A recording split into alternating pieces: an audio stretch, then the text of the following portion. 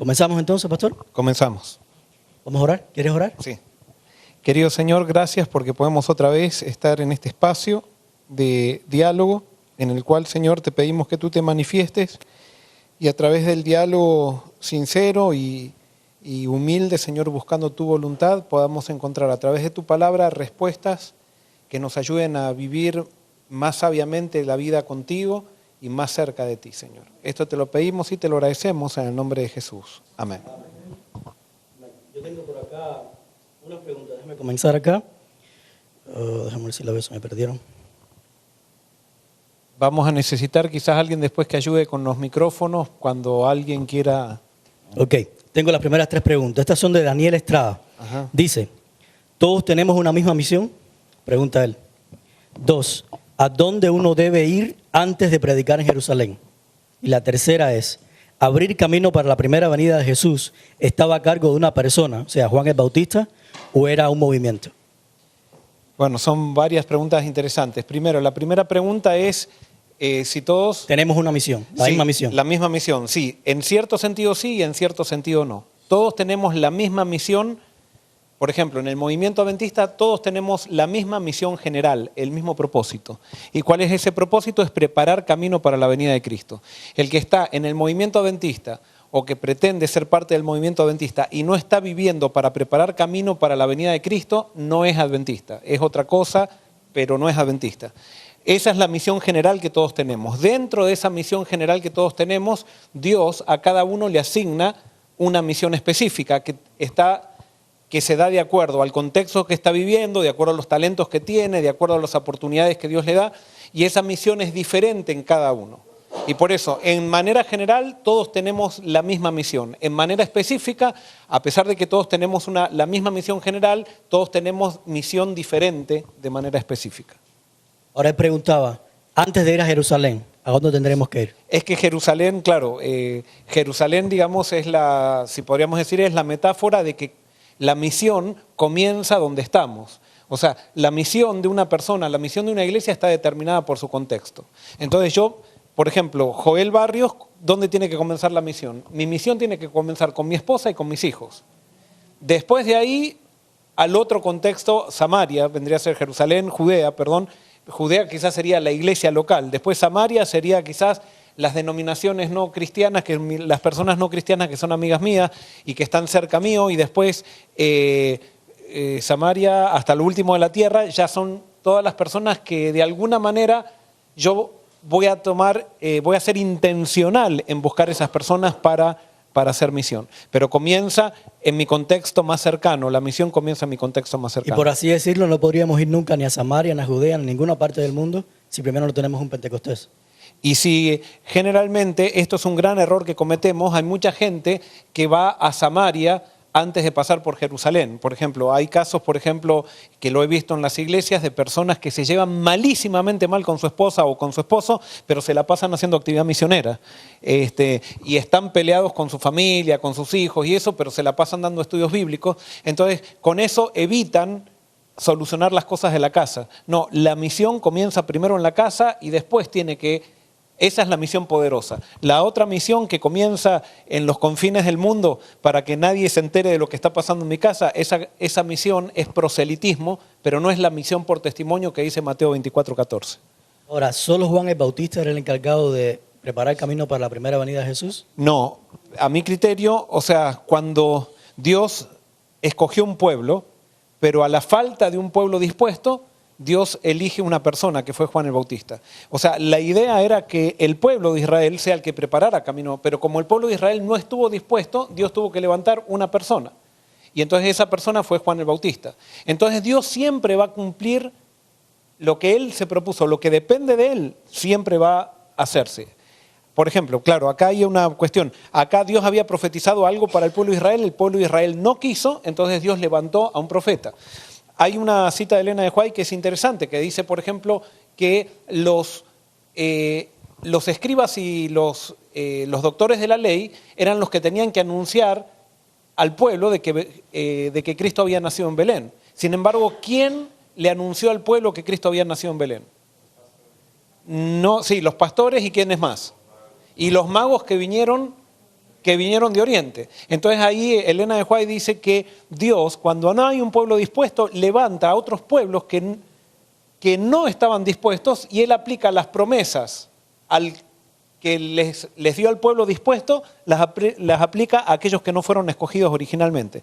Y por eso nosotros tenemos que tener mucho cuidado de pensar de que nosotros sí o sí somos el último pueblo y que hagamos lo que hagamos, Dios siempre va a estar con nosotros. Eso es un error garrafal que no tiene asidero bíblico, tiene asidero nuestro orgullo nomás. Y ese orgullo, a veces nosotros defendemos una teología del orgullo que es totalmente antibíblica, pero cuando alguien va en contra de esa teología del orgullo, saltamos así, justamente el orgullo siempre salta para Eso fue lo que le pasó a atacar. Israel y al final Exacto.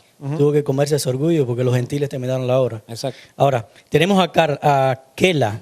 Kela en YouTube, ella nos está preguntando, con respecto al diezmo, ¿cómo uno trabaja en relación de dependencia? ¿Hay que diezmar del bruto o del neto del sueldo? Bueno, esto es muy personal, hay diferentes interpretaciones, el bruto, del net o de lo que queda, del neto. A mi criterio, uno diezma del bruto, porque son entradas que está teniendo. O sea, porque el bruto es todo lo que nosotros recibimos para descuentos de salud, que son al final son beneficios, o sea, que nosotros tenemos.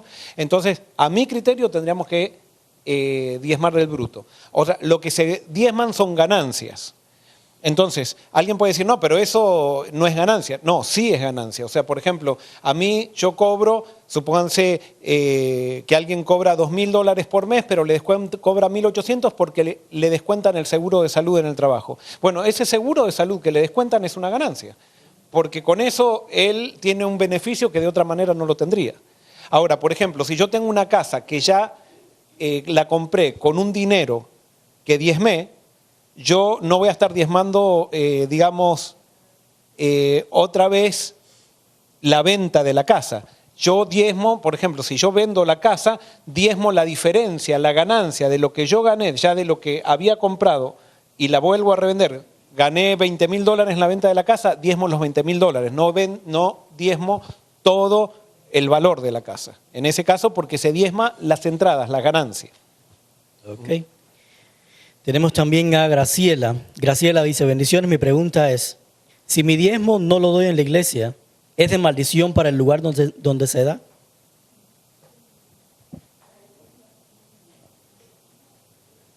Y bueno, hay dos cosas. En la Biblia dice que la gente tenía que llevar ¿a dónde el diezmo? Al alfolí, o sea, al alfolí que estaba en el santuario. Sin embargo, había un diezmo cada 3 años. Cada 3 años los israelitas tenían que dar un diezmo, y ese diezmo ¿a dónde lo llevaban? Ese diezmo lo llevaban a la ciudad. Vamos a Deuteronomio capítulo 14. Deuteronomio.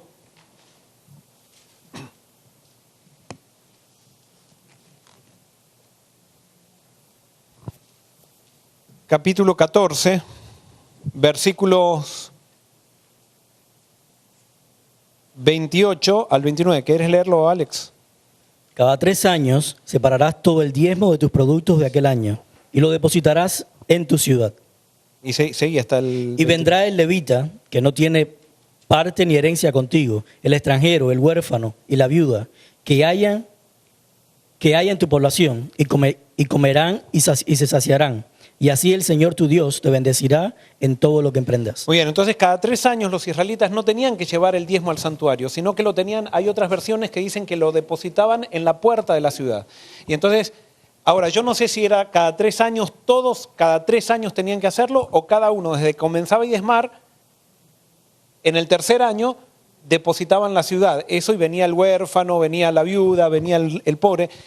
A mí, yo no sé, eso habrá que investigarlo, pero me parece que esos 3 años siempre había diezmo en la puerta de la ciudad, porque cada 3 años era diferente en cada persona. Entonces siempre había diezmo en la iglesia y siempre había diezmo en la puerta de la ciudad. Y entonces hay 2 tipos de diezmo, uno que era cada 3 años, que era para los huérfanos, para las viudas, y después estaba el otro diezmo, que era el diezmo anual, que se daba en el santuario. Abierto. Abierto, sigan investigando y cada uno tiene que... Larry dice, buen día, siempre he visto a Dios como creador, pero encontramos partes como que destruye, obra extraña. ¿Qué entender por esto? Sí, esto es un tema muy debatido que quizás no podamos llegar a una respuesta 100% con toda seguridad, decir es así, pero sí podemos decir, por ejemplo, que en la Biblia muchas veces en el Antiguo Testamento aparece Dios haciendo lo que permite. Como una vez predicamos en un sermón, no había una conciencia en el Antiguo Testamento de la persona de Satanás, no se tenía muy claro acerca de la persona de Satanás. Entonces, como no se tenía muy claro acerca de la obra de Satanás, muchas veces se le atribuía a Dios lo que Satanás hacía.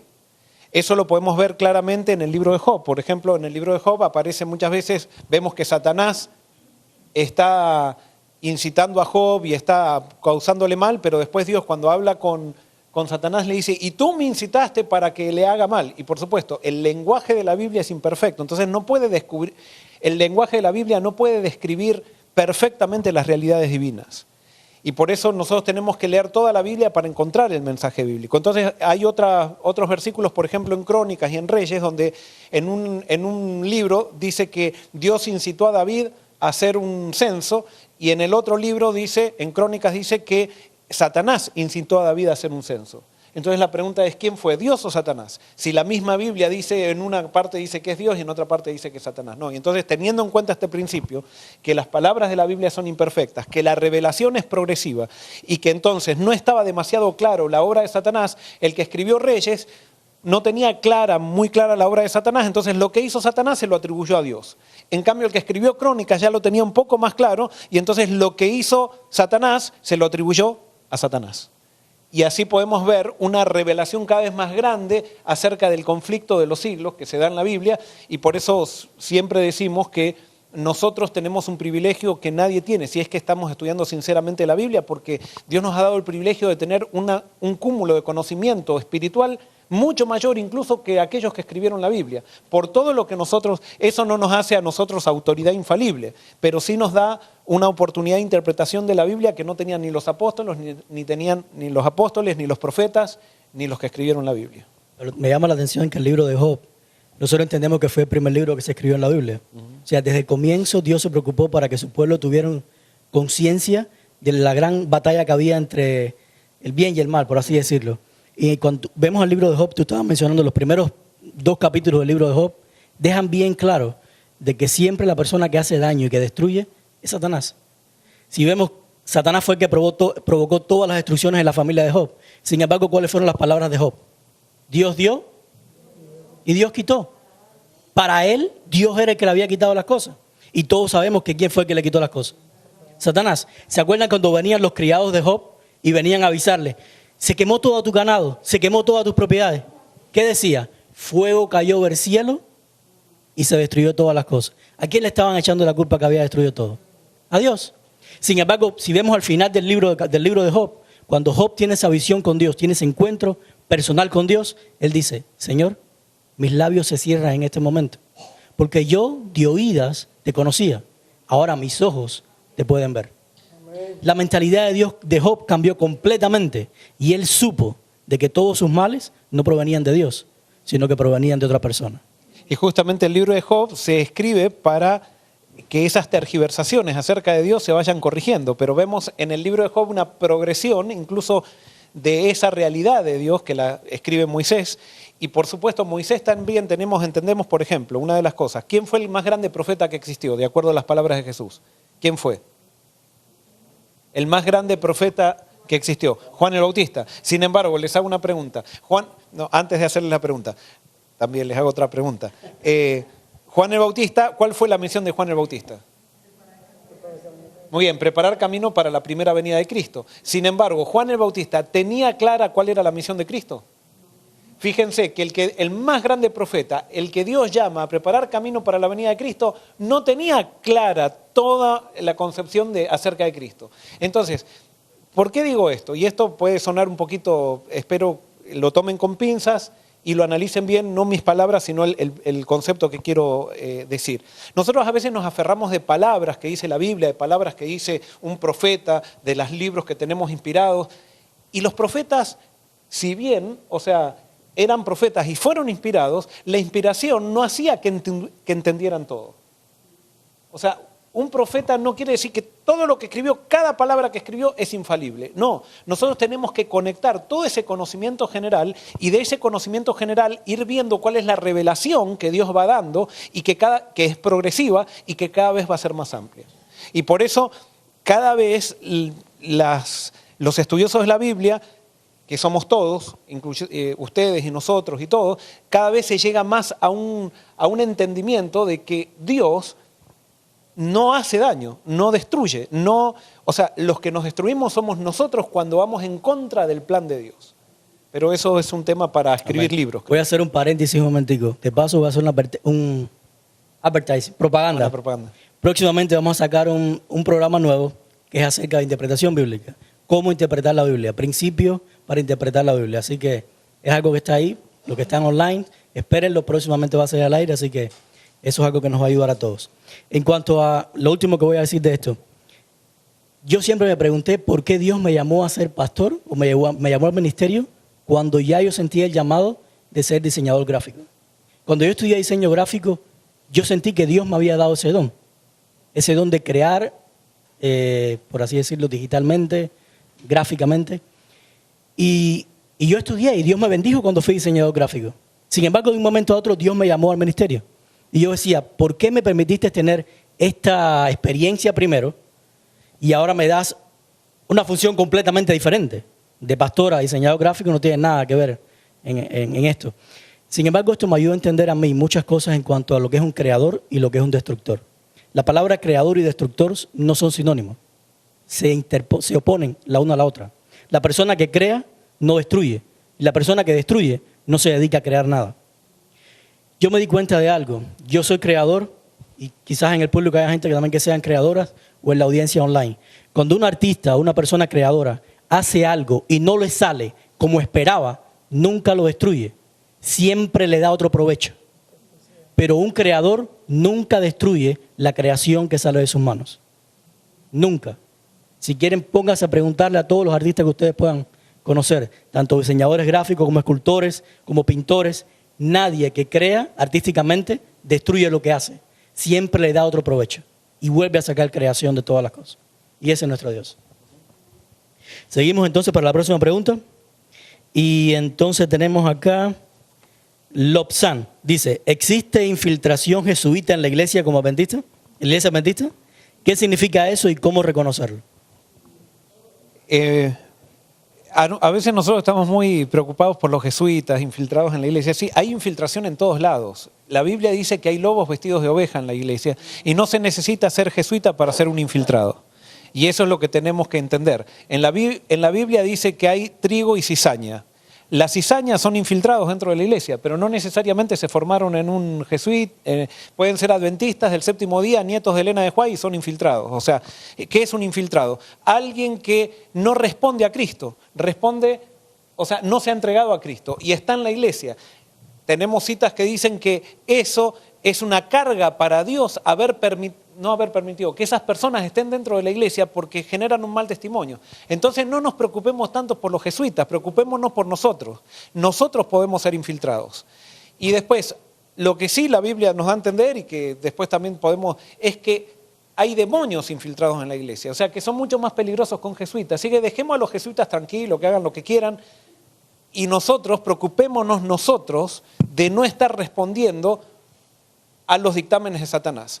No estar haciendo, por ejemplo, políticas dentro de la iglesia. No estar manejando la iglesia como si fuera una empresa. No somos jesuitas, pero si nosotros tenemos esa actitud dentro de la iglesia, somos infiltrados de Satanás, que es peor que ser un jesuita. Así, ojo, tenemos jesuitas, saben ustedes que hay pioneros adventistas que fueron jesuitas. El pionero adventista de Sudamérica, el primer pionero se llamó Lacunza y era un jesuita que escribió un libro que se llamaba La venida del Señor en su gloria y majestad. Ese libro, que lo escribió un jesuita, lo leyó el prócer Belgrano. Los que son argentinos saben de esta. Belgrano fue el prócer que creó la bandera argentina y él puso de sus ahorros para hacer duplicación de estos libros, y el primer adventista fue un jesuita. Y no era un jesuita infiltrado, sino que era un jesuita que creía en la segunda venida de Cristo. O sea que no digamos, ese jesuita es malo. No, o sea, entonces tendríamos que decir, ese ser humano y todos somos malos, o sea, pero Dios en todos lados puede tener hijos suyos. Entonces, preocupemos más de preocuparnos por los jesuitas, preocupémonos de nosotros estar viviendo para Cristo. Y cuando estemos viviendo para Cristo, nos vamos a dar cuenta que hay más peligrosos que jesuitas dentro de la iglesia. Así es. La siguiente pregunta es de Owen. Dice, hola, soy miembro de la Iglesia Adventista en Cuba y siempre he creído que somos salvos solo por fe. Pero unos hermanos también adventistas me citan Santiago 2, del 14 al 26, y dicen que mi teología es moderna, en un tono un tanto despectivo. Luego alguien me sugiere el pastor Barrios, y yo, que ya lo he oído, lo vuelvo a oír, pero me gustaría saber qué piensa acerca de Santiago. Incluso Lutero rechazó a Santiago, pero eso no está bien. Gracias y bendiciones. Muy bien. Primero, ¿cómo se llama él? Owen. Owen, no te hagas problema de lo que te digan acerca de la fe, porque a Pablo, que era el gran apóstol Pablo, lo criticaron todos porque le decían que estaba en contra de la ley, que estaba en contra del judaísmo, que estaba en contra de la verdadera religión, y fue el más grande apóstol que nos dejó el legado de la justificación por la fe. O sea, Cristo lo estableció, pero él lo interpretó y lo sistematizó. Cristo enseñó eso, la Biblia enseñaba la justificación por la fe, pero Dios levantó a una mentalidad como Pablo para sistematizar el mensaje de la justificación por la fe. Entonces, sí, va a haber personas que leen la letra de la Biblia, y no estoy criticando a esas personas porque yo fui y tengo la tendencia de hacerlo, pero fui por muchos años, leí la letra de la Biblia, y cuando nosotros leemos la letra de la Biblia llegamos a conclusiones que no son las correctas. Nosotros tenemos que rescatar el espíritu de la Biblia, y por eso este seminario que van a dar, y no sé, vamos a estar ansiosos para que lo den, ese seminario de cómo interpretar la Biblia, que es tan importante. Entonces, Santiago, lo que quiere mostrar el libro de Santiago, sí, Lutero, al leer Santiago, Lutero decía, esta epístola es una epístola de paja, no tendría que estar en la... Y Lutero no era infalible. Lutero también enseñó el tema de la justificación por la fe, pero había cosas que no las tenía claras, como dijimos que Juan el Bautista tampoco tenía claro, y como nosotros no tenemos claro todo, pero Dios, a pesar de no tener claro todo, nos puede utilizar para aclarar algo, como lo hizo con Lutero. Y Lutero no entendía muy bien esto de Santiago. ¿Y qué es lo que pasa en Santiago? En Santiago había un grupo de conversos que decían que eran cristianos, que ellos decían, si nosotros tenemos fe, no importa lo que hagamos, Cristo nos salva y no importa, porque no somos salvos por las obras. Y ellos tenían razón que no eran salvos por las obras. Pero entonces ahora lo que Santiago trata de hacer con esta gente es mostrarles que ellos, cuando dicen lo que dicen, no tienen verdadera fe. Porque Pablo lo que dice es, la verdadera fe que viene de Cristo se manifiesta en obras buenas. Cuando yo digo que tengo fe y no se ve eso en obras buenas, no es verdadera fe. Entonces, ¿qué es lo que tengo que hacer para tener verdadera fe? Entonces alguien dice, hacer obras buenas. No nos confundamos. La verdadera fe, ¿de quién viene? De una relación con Cristo. Si yo no tengo obras buenas, no es porque no tengo fe, pero yo no puedo crear la fe por las obras buenas, sino que yo creo la fe, no es que yo la creo, sino que la fe es el resultado de estar en la presencia de Cristo. Entonces yo voy a la presencia de Cristo y voy a empezar a ver las obras buenas que salen de mí, pero no es haciendo obras buenas que voy a tener la fe. No sé si me explico. Entonces Santiago dice, tú dices tener fe y no tienes obras. Bueno, yo te mostraré mi fe, dice, por mis obras. Lo que está Santiago tratando de demostrar es que la fe verdadera se manifiesta por obras. ¿Se acuerdan cuando iban a bajar al paralítico de Capernaum, que abrieron el techo? Y entonces, ¿qué dice acerca de Jesús? Cuando Jesús vio, ¿cómo dice Lucas? Dice, Jesús... Lucas describe lo que Jesús sintió, dice, y al ver la fe de ellos, ¿dónde vio la fe de ellos Jesús? Las obras de abrirle el hueco. En las obras que habían hecho. O sea, cuando tu fe no se ve por obras, no es verdadera fe. Pero yo no tengo que crear obras, hacer obras para tener la verdadera fe. La fe viene por estar con Cristo, por buscar a Cristo. No sé si me explico. Y por eso decimos, hay una cita que dice, todo verdadero cristiano nace como un misionero en la iglesia. Entonces decimos, hermano, si usted quiere tener estrella en la corona, salga a hacer obra misionera. No, si usted no está en misión, es porque no es un verdadero cristiano, punto. Busque ser verdadero cristiano, no salga a hacer actividad misionera para ser un verdadero cristiano. Si usted no desea hacer misión, es porque todavía no tuvo un encuentro con Cristo. Es muy simple. Ahora, hay una cosa que me llama siempre la atención porque siempre tenemos la tendencia de creer que obrar o obras buenas significa acciones buenas.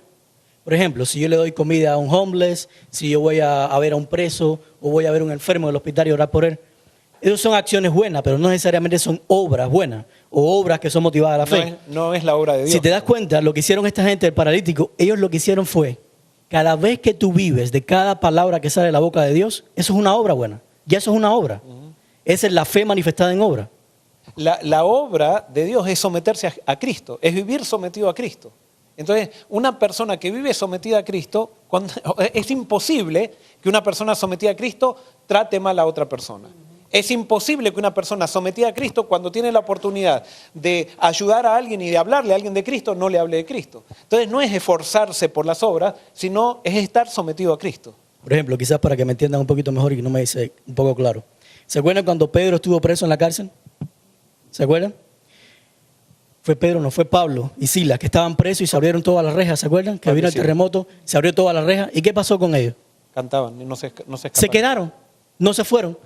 Ahora yo les pregunto, ¿ayudaron ellos a alguien? ¿Le dieron comida a alguien? ¿Fueron a orar por un preso? ¿Fueron a orar por un enfermo? No. Sin embargo, lo que ellos hicieron fue obra de la fe, porque ellos creyeron en la palabra de Dios. Simplemente se quedaron donde estaba. ¿Me entienden? Todo lo que yo hago creyendo en la palabra de Dios, si tengo un cáncer, mañana me detectan un cáncer y yo decido vivir mi vida, lo que me quede de vida, glorificando el nombre de Dios, no estoy ayudando a nadie, pero eso es obrar por la fe. Porque la fe que tengo en Dios es lo que me lleva a seguir adelante. La fe en la palabra de Dios, en lo que dice Dios en su palabra, es lo que me lleva a seguir adelante. Y eso es obra, eso es manifestación de la fe por las obras.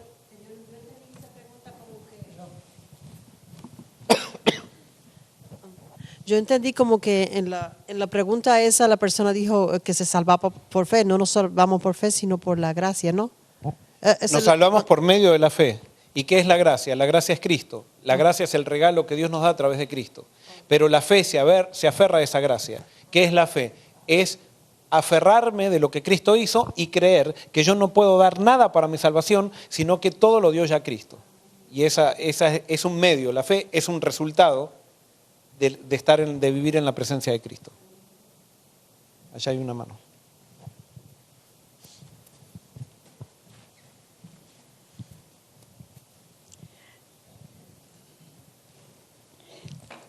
¿Verdad? Es interesante cuando hablamos de la fe y en la palabra de Dios, ¿verdad? Es bien específica y clara. En Romanos 10, 17, y todo lo conocemos. Así que la fe es por el oír. ¿Y el oír qué? Por la palabra de Dios. Entonces es tan sencillo saber que la fe la vamos a adquirir, no porque yo esté haciendo, como ya lo explicó el pastor, alguna obra, sino porque la comunión que tenemos con Cristo se va a desarrollar, pero por el oír la palabra de Dios. Y cuando oímos la palabra de Dios, el resultado que viene a nosotros es la fe, ¿verdad? Así es. Ahí. Ya ustedes lo aclararon, lo mencionaron muy bien, pero rapidito, primero este hermano, ¿Obed es que se llama? ¿Owen? Owen. Este no es un problema de Cuba, ¿no? Solamente. Esto es un problema independientemente en toda la cultura. De alguna manera creemos que nuestras obras contribuyen a nuestra salvación y esto es un concepto completamente pagano.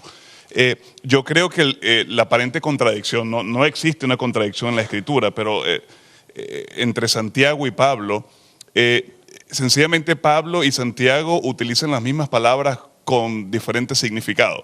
Pablo cuando habla de fe se está refiriendo a la confianza absoluta, como tú lo mencionaste, el sometimiento a la persona de Jesús para la salvación. Esa es mi garantía de salvación. Eso es fe para Pablo. Para Pablo obras generalmente son las obras ceremoniales, había fariseísmo, judaísmo en la iglesia, qué sé yo qué. Para Santiago, la fe es la confesión de lo que es nuestra confesión. Yo soy un cristiano. Es sencillamente cuando yo confieso lo que creo. Y las obras es justamente las obras de caridad, ¿no? La tesis de Santiago está en el versículo 27, la religión pura, 1.27, la religión pura y sin mácula es justamente poner el cristianismo en la acción. En mi misión, marcando la diferencia, siendo un instrumento de Jesús con las personas que me rodean. Entonces, yo creo que eso puede ayudar a solucionar la aparente contradicción entre Santiago y Pablo. Utilizan las mismas palabras con diferente perspectiva. Exacto. Uh-huh. Gracias a todos.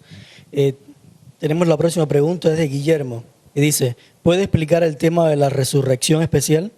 Algunos hermanos me han mencionado, pero en lo personal no me convence. Bueno, yo lo único que puedo explicar es lo poco que hay en la Biblia acerca de eso. En Daniel capítulo 12, versículos 1 al 3, allí da a entender de una resurrección que va a ocurrir antes de la segunda venida de Cristo. No es un tema de salvación como hay que creer en la resurrección especial para salvarme, no. Hay gente que dice, no, eso no está. Para mí sí está, para mí tiene que ver, o sea, está muy relacionado con el carácter de Dios, con cómo Dios actúa. Personalmente creo que los 144.000 van a estar todos vivos. Esto, claro, es una también interpretación muy personal, por eso con esto no podemos hacer dogma. Yo creo que los 144.000 todos van a estar vivos cuando Cristo venga, pero va a haber vivos por resurrección y vivos porque no murieron. Todos van a estar vivos, pero unos van a ser vivos por resurrección, que son los que murieron en esta época queriendo de que Cristo venga en sus días, pero la generación no los acompañó. Desde la generación del tiempo del fin no los acompañó y entonces van a resucitar para poder participar de lo que ellos quisieron participar. Un montón de pioneros, por ejemplo, gente que desde el tiempo del fin murió y crecieron en una iglesia tibia y ellos querían que Cristo venga en su generación y no lo vieron. Entonces, aparentemente, Daniel 12, 1 al 3 da a entender como que hay una resurrección especial antes de que Cristo venga, y después viene la resurrección general de todos los justos, que resucitan todos los que vivieron durante toda la historia en la segunda venida de Cristo. Okay. Carlos también nos pregunta acerca del diezmo, dice, ¿hay algo de malo en dar nuestro diezmo a una institución adventista que no está ligada directamente a la iglesia? ¿Es cierto que si entrego mi diezmo directamente a la iglesia, mi situación económica puede cambiar? Lo mal que estoy económicamente, ¿se debe a que mis diezmos son desviados a otra institución? Me siento totalmente culpable y ya no logro deducir mi error o pecado. Por esto, dejé de apoyar por un tiempo los pastores hasta clarificar mi situación. Bueno, yo creo que la conciencia es algo muy importante y por eso nadie acá, desde acá, podemos nosotros decir, estás haciendo bien, estás haciendo mal. O sea, cada uno tiene que ver dónde pone el diezmo. Si, por ejemplo, viene una persona, yo tuve la oportunidad de estar con evangélicos sabáticos que, o sea, leen la Biblia como nosotros, pero no son parte de mi iglesia. ¿Qué les tengo que decir yo? Si ustedes no dan el diezmo en mi iglesia, ¿se están perdiendo? No, o sea, Dios les pone a ellos dónde tienen que dar el diezmo y cada uno. Si bien nosotros como movimiento adventista hemos tomado una decisión corporativa que para que la misión siga adelante hemos decidido cómo canalizar el diezmo. Ahora, cada uno tendrá que decidir si sigue creyendo en este movimiento, si no sigue creyendo. Yo sigo creyendo en este movimiento, no sigo creyendo, hay mucha gente dentro del movimiento, que yo puedo ser una, pero hay mucha gente que no está por cultura dentro de la iglesia, está porque no sabe hacer otra cosa, porque no sabe vivir de otra manera. Yo tengo simplemente que tratar de que yo no sea uno. Pero yo sigo creyendo de que en este movimiento Dios está levantando algo y eso se manifiesta en obras. ¿En qué? Se manifiesta en mi diezmo. Pero yo no le puedo decir a cada uno, si tú no das el diezmo en mi iglesia, estás mal y Dios te va a castigar. No. O sea, cada uno tiene una conciencia, cada uno tiene la Biblia, cada uno sabe cuál es la misión y cada uno tiene que decidir con Dios qué es lo que va a hacer con su diezmo. Ahora, esto fue algo personal mío, quizás no sé si ustedes también se sentirán identificados, pero por muchos años yo creí, porque siempre escuchaba este texto que es muy famoso cuando recogen el diezmo en la iglesia, traer los diezmos a la folí y yo derramaré bendiciones sobre ustedes hasta que sobreabunde y abrir las ventanas de los cielos. Entonces es como esta idea de que cuando yo doy el diezmo es como que compro la bendición de Dios. ¿Entiendes? Y yo pensaba, por muchos años, yo pensé que cada vez que yo daba el diezmo, Dios me iba a devolver el diezmo en doble, triple, cuádruple y todo eso. ¿Me entiendes? Y entonces cuando a veces tenía una situación económica le decía, pero Señor, si yo soy fiel con el diezmo. Como que se lo hinchaba en cara a Dios, ¿me entiendes? Yo te doy el diezmo. Lo primero que yo hago es sacar el diezmo. ¿Por qué tengo problemas económicos? ¿Por qué tengo problemas financieros? Y me doy cuenta que muchas personas con las cuales me he encontrado en mi vida hacen lo mismo. Piensan que el diezmo es una manera de negociar con Dios o una manera de comprar la bendición de Dios. Sin embargo, yo entendí que el diezmo no es, para mí, por lo menos lo que yo entendí, no significa nada de eso.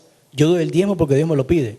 Y es una obra, es un acto de fe, de simplemente darle a Él lo que me está pidiendo, a pesar de lo que venga en mi vida. Ahora, tuve muchas experiencias con el diezmo. Hubieron momentos que yo tenía, que no estábamos bien económicamente, y sin embargo sacaba el diezmo, sabiendo que no me iba a alcanzar para pagar cuentas que me iban a entrar en ese mes. Y yo lo di, de igual manera lo di. Y Dios me paró la cuenta de una manera, yo no sé cómo, pero el banco no me cobró. Por un mes entero el banco no me cobró lo que tenía que cobrarme. Nunca me cobraron un late fee, nunca me cobraron extra por el... Simplemente no me cobró. Y cuando entró dinero a mi cuenta, el banco cobró. Nunca me cobraron nada extra, ni me llegó nada a mi crédito, nada, absolutamente nada. Eso lo hizo Dios. Para mí fue un milagro que hizo Él. Pero también hubieron momentos en que sí me cobraron. Y entonces ahora por eso me voy a negar con Dios y le voy a decir, me fallaste, yo te di el diezmo, fui fiel y tú me fallaste. No. ¿Se acuerdan lo que dijeron los jóvenes hebreos cuando los fueron a entrar al horno de fuego? Dios tiene la potestad de sacarme, pero si no lo hace, aún así, yo seguiré creyendo en Él. Ujú. Así es. ¿Terminamos? Okay. Tengo acá a Ruth. Ruth dice, ¿os parece acorde a las Escrituras casarse con un no cristiano, pero que respeta tus creencias y vive de acuerdo a su conciencia? ¿Qué pasos hay que seguir cuando conoces a una persona no cristiana, pero que tiene voluntad de crecer y que te resulta interesante como posible pareja? El gran problema es que la Biblia no dice que te cases con alguien que respete tus creencias, sino que la Biblia dice que te cases con alguien que viva sobre la misma plataforma que tú vives. Pero eso no tiene que ver con religión, tiene que ver con todo. O sea, yo no me puedo casar, a ver, ¿cómo lo puedo explicar? ¿Por qué? A ver, esto va a sonar feo, quizá, pero ¿por qué no funcionaría supónganse, el premio Nobel de Medicina? Vamos a poner que es una mujer, la premio Nobel de Medicina, y que es científica y vive investigando, que se case con un cartonero de la calle. No es por el hecho de que el cartonero sea inferior, sino que las experiencias son tan diferentes que no pueden unirse, no pueden compartir, tienen vidas totalmente diferentes. Entonces no es cuestión si respeta mis creencias, no, es que tiene que estar en tus creencias, o sea, y en tus creencias, en tu cosmología bíblica, no quiere decir que tiene que creer todo igual, sino en los principios iguales para poder compartir la vida. Si no, la vida no se va a poder compartir. Puede ser que respete mis creencias, pero van a ser vidas paralelas. No sé si me explico. Y por eso, sí, puede ser alguien bueno, alguien respetuoso, pero puede ser alguien muy honesto, muy moral, que sea ateo. Y que sea ateo, yo he conocido ateos muy respetuosos.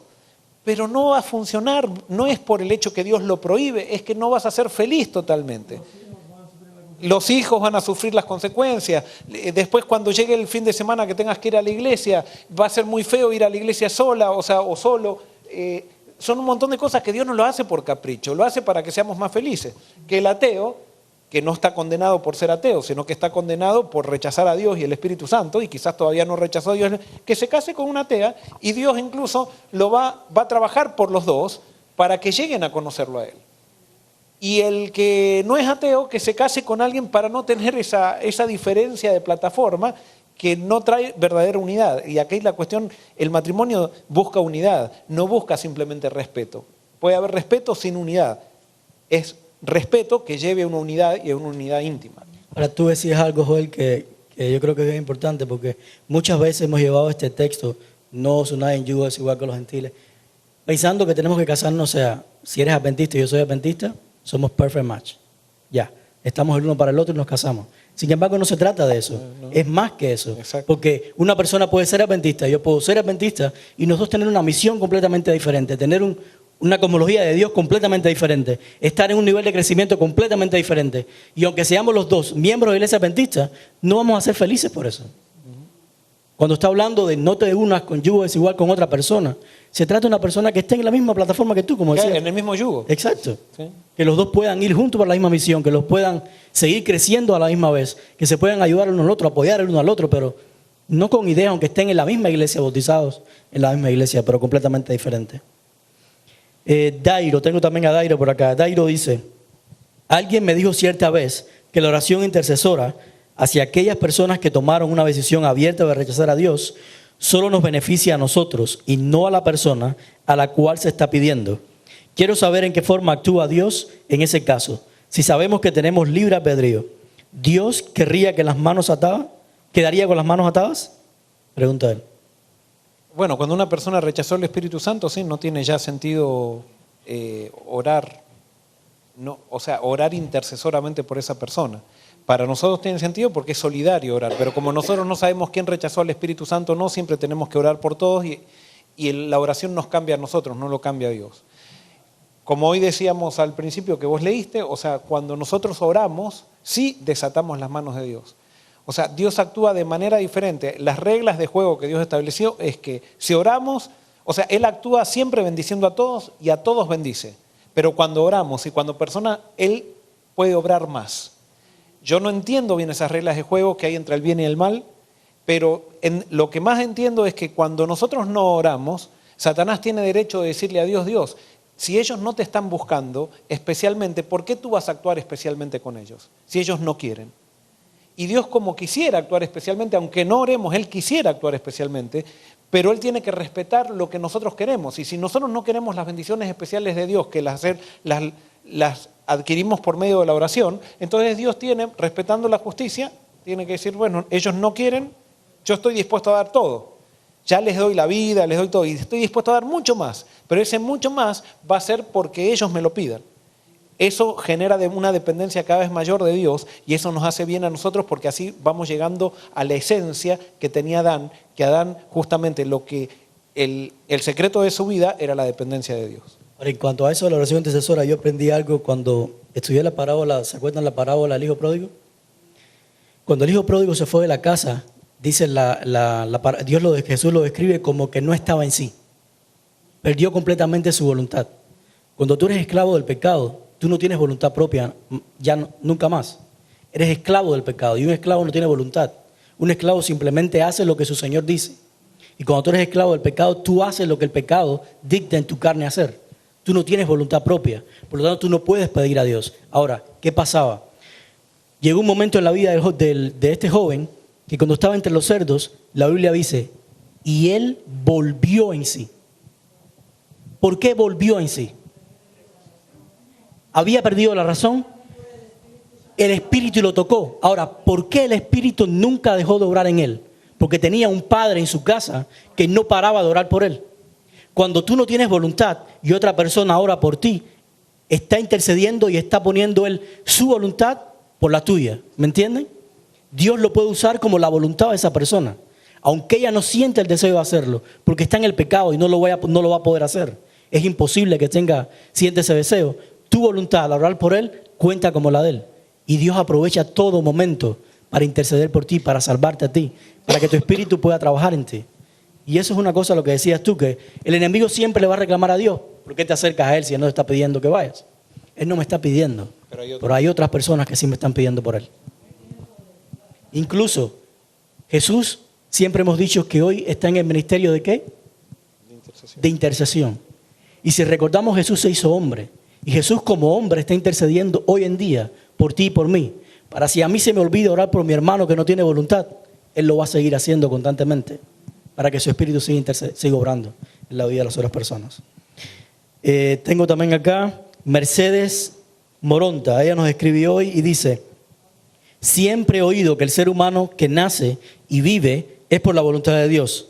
¿Cómo saber si existo porque Dios quiere que yo exista o soy simplemente un producto de la decisión de mis padres? Bueno, justamente eso es lo que da a entender la Biblia, de que en la Biblia una de las cosas, digamos, de los mensajes o principios que tenemos que ejercerlo por fe, es que nada ocurre por casualidad. En los hijos de Dios, todo ocurre con causalidad. Y nacemos en un plan de Dios. Por ejemplo, Jeremías, vemos en el primer capítulo de Jeremías que dice, te escogí desde el vientre de tu madre, desde que fuiste concebido. Entonces nosotros no somos producto de la casualidad. ¿Cómo se entiende eso? No se puede explicar. O sea, simplemente hay que aceptarlo por fe, pero eso justamente es la clave de la Biblia. No hay nada que a Dios se le pasa por alto, y menos nuestra existencia. Dios de alguna manera guió los hilos para que nuestros padres nos quisieran tener, aunque sea el fruto de una violación.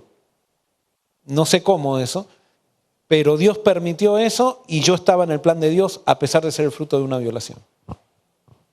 Tengo acá Eduardo Alejandro, él dice, para los cristianos en general se nos insta a no rendirnos, a perseverar con fe y esperanza.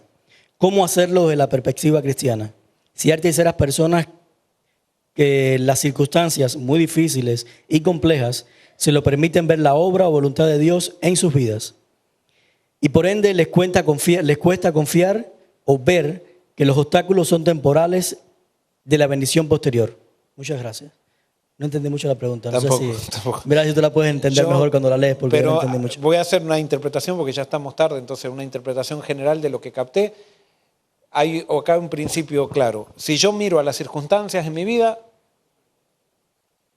o sea, mi fe se nutre del objeto al que se aferra. O sea, y vuelvo a repetir, mi fe se nutre del objeto al que se aferra. Si yo miro esta botella va a generar la fe que genera esta botella, pero como esta botella es pasajera, muy pasajera, mi fe va a ser muy poquita si pongo mi fe en esta botella. Por ejemplo, si mi felicidad depende si me regalan un celular, un iPhone nuevo o no, que hay mucha gente incluso que tiene eso como factores de felicidad, su fe va a ser tan fuerte como lo es un celular. Si mi fe está aferrada a mi cuenta bancaria de tener mucho dinero, mi fe va a ser tan fuerte como mi cuenta bancaria. O sea, se me acaba la cuenta bancaria, se me acaba mi fe. Y por eso, como la fe se nutre del objeto al que se aferra, mi fe se tiene que aferrar a algo que es eterno. Y hay una sola cosa eterna, que es Dios, y es Jesucristo.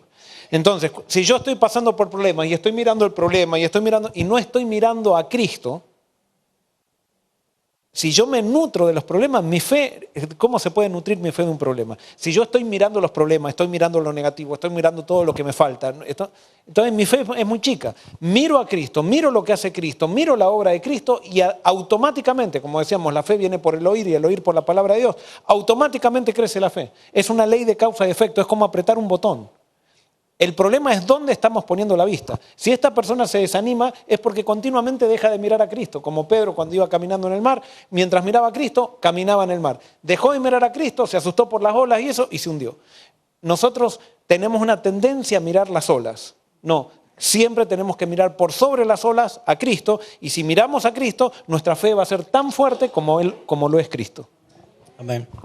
Tenemos acá, Ítalo dice, ¿por qué Dios permitió que los reyes de Israel tuvieran más de una esposa? Específicamente David y Salomón, que escribieron libros dentro de la Biblia y seguramente son salvos. Muchas gracias, que Dios los bendiga. Bendiciones de Chile. Porque Dios toma a las personas donde están para llevarlas a donde Él está. O sea, esa es la razón por la cual Dios permitió, por ejemplo, que profetas tuvieran dos esposas. Todavía alguien puede decir, ¿todavía lo sigue permitiendo? Dios todavía permite todo, o sea, porque Dios permite todas nuestras decisiones, o sea, pero eso no quiere decir que lo que hicieron los personajes de la Biblia es nuestro ejemplo para nosotros. Nuestro ejemplo es Cristo, no son los personajes de la Biblia. La Biblia me muestra cómo Dios fue misericordioso con esas personas que fueron pecadores y que se equivocaron. Esas fueron equivocaciones de esas personas, no por esas equivocaciones Dios los desechó. Y entonces alguien puede decir, bueno, entonces yo voy a tener 4 esposas, tenlas.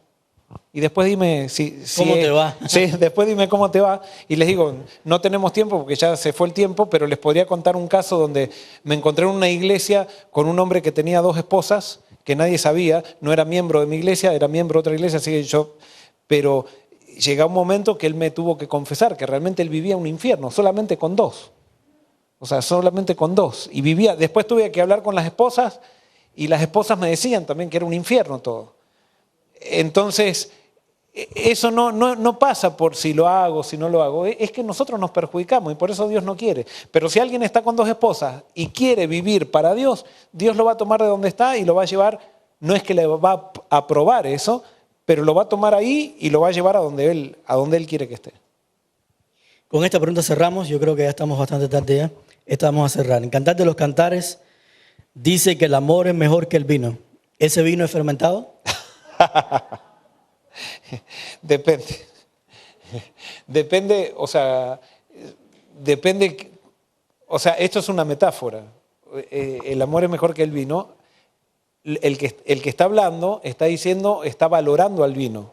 O sea, el vino era valorado como era algo que en las celebraciones, ahora como la comida decimos vamos a comer, en las celebraciones se tomaba vino. ¿Que era fermentado o no? Lo más probable era fermentado en esa época porque no había manera de...